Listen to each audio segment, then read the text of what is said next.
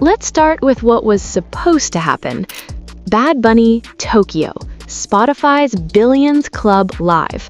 A sold-out crowd of fans who crossed time zones, spent real money, and showed up fully ready to witness one of the biggest artists on the planet perform in one of the most iconic cities in the world.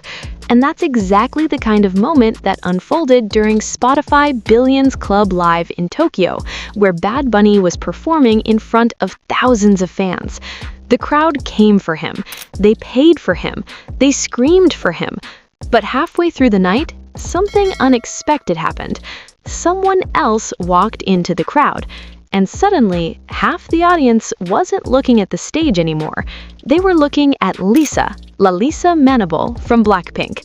Yeah, that Lisa. And if you've ever been in a crowd when a global superstar casually appears where nobody expects them, you already know what happens next. Phones go up, heads turn, whispers spread faster than Wi-Fi, and before anyone can process what's happening, the entire moment becomes internet history. But the story behind that Tokyo night is a little more interesting than people realize, because on the surface, it looks simple. Lisa attended a concert, Bad Bunny performed, fans lost their minds, end of story. Except that's not actually the story, not even close. Shh, turn the volume up, but keep it low. This is rap deepest secrets, the one place the labels can't control, exposing the codes, the cover-ups, the real cost of fame. Help us to monetization by subscribing. Now back to the video. Let's rewind for a second. The entire event was built around Spotify celebrating artists who reached an almost ridiculous milestone, songs with over 1 billion streams. Not total, per song, which is the kind of number that makes you question if humanity collectively needs to go outside more. And naturally, Bad Bunny was one of the main attractions. Which makes sense.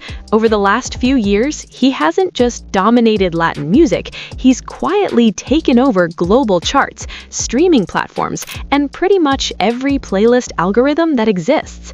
So the stage was dramatic, the lighting was cinematic, the crowd was electric.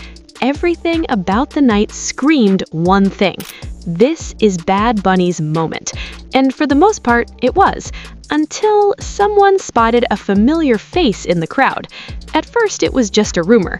Someone whispered, someone pointed, someone zoomed their phone camera. And suddenly, the internet's favorite K-pop superstar was standing right there in the audience. Lisa, from Blackpink. Now, if you know anything about fan culture, you already know this combination is dangerous. Because when two global fan bases collide in the same space, K-pop and Latin trap, the internet basically stops functioning normally for a few hours. And that's exactly what happened. Instead of recording the stage, half the crowd turned their phones toward Lisa, which is honestly hilarious when you think about it. Thousands of people attended a Bad Bunny concert and ended up filming someone watching the concert. That's the kind of chaotic celebrity math the internet thrives on. And Lisa, she didn't seem to mind. In fact, she looked like she was having the time of her life, smiling, dancing, completely vibing to the performance, which created one of the most ironic moments of the night, because suddenly it looked like the biggest K-pop star in the world had become a fan. Not a performer, not a headline act, just someone enjoying the show like everyone else. And the internet immediately labeled the moment something hilarious but strangely accurate: your favorite artist's favorite artist. Now, here's where things start getting interesting. Because celebrity appearances at concerts happen all the time. It's not unusual. But something about this moment felt different. Maybe it was the location. Tokyo isn't just another tour stop. It's one of the most competitive and culturally unique music markets in the world. Artists don't casually dominate there. They earn it. And yet, here was a Puerto Rican superstar performing for a Japanese crowd, while a Thai K-pop icon stood in the audience cheering him on. 3 cultures, 3 languages, 1 stage. That's not just a concert moment. That's globalization happening in real time. But the real twist came later. After the concert ended, something happened quietly behind the scenes. Lisa and Bad Bunny met up backstage in Tokyo. No dramatic announcement, no official collaboration reveal, just a meeting, a conversation, maybe a handshake, maybe more. And if you followed the music industry long enough, you know something important about moments like that. Collaborations usually don't start in studios. They start in rooms like that, backstage, after a show, when artists meet as fans first. Which leads to a question that fans immediately started asking online. What happens if these two actually make a song together? Think about it for a second.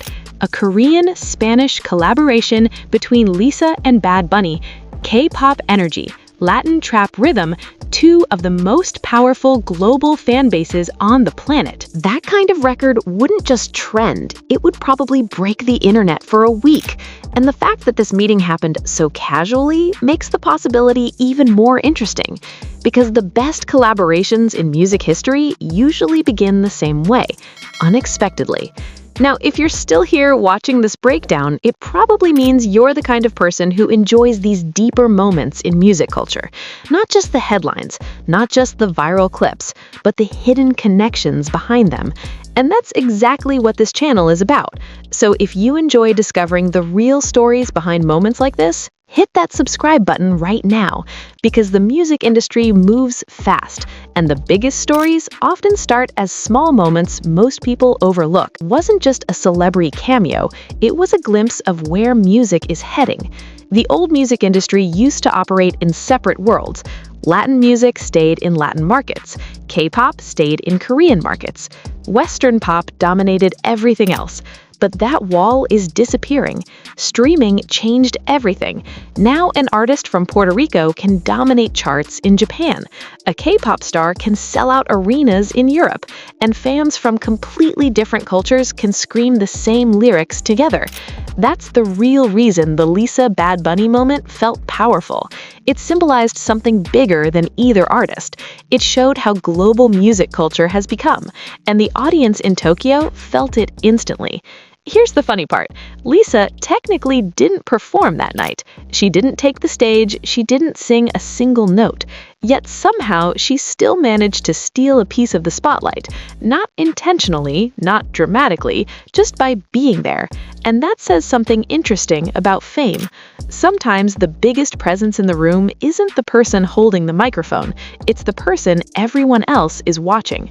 Moments like this remind people of something important. The music industry is unpredictable. Fans expect one story, but real life creates another. A Bad Bunny concert turns into a viral Lisa moment. Two global superstars meet backstage in Tokyo, and suddenly the internet starts imagining a collaboration that didn't exist the day before. Maybe it happens, maybe it doesn't. But one thing is certain. That Tokyo night created a moment nobody planned, and moments like that are usually where the best stories begin. If you enjoyed discovering the deeper meaning behind moments like this in music, culture, and celebrity history, make sure you subscribe to the channel before you leave, because sometimes the biggest moves in the music industry don't start with announcements. They start quietly, in a crowd, at a concert, when half the audience stops filming the stage and starts filming the person watching it.